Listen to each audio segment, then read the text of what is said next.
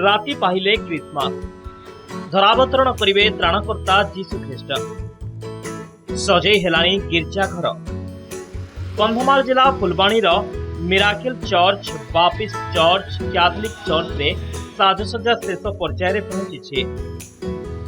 ख्रीस्ट विश्वासी माने निज घर द्वार सफासुतरा करी विभिन्न रंगरे रंगई सारे किए घर को सजेवा रंग बेरंगर आलोकमाला किणी नेउछि तो आउ किए परिवार समस्त सदस्य मानक पई पोशाक पत्र किणी नेउछन्ति।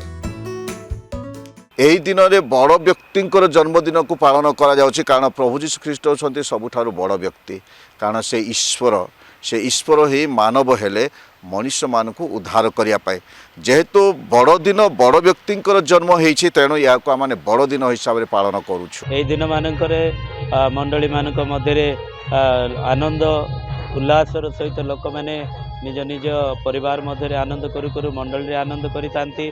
ए दिन मानकरे लोक मानकु निजर प्रेमर उपहार मध्य बांटी थांती लोक मानकु प्रभु जीशुंकर प्रेम को से माने प्रकाश करि थांती।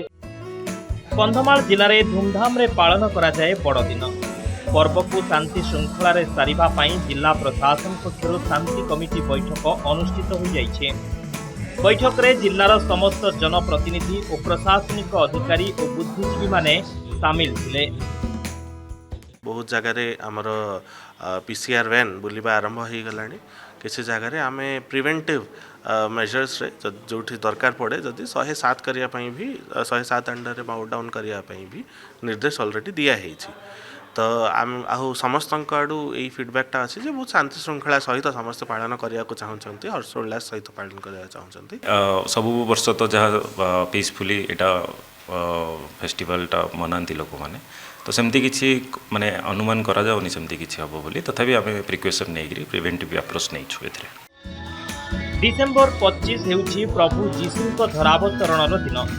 तांकरी जन्मदिन को देशर कोण अनुकोण रे रहुथिबा समस्त क्रिश्चियन भाई भौणी माने बेस धूमधाम रे पालन करिथांती। Phulbani Sunil विश्वालଙ୍କ report Nandighosh TV.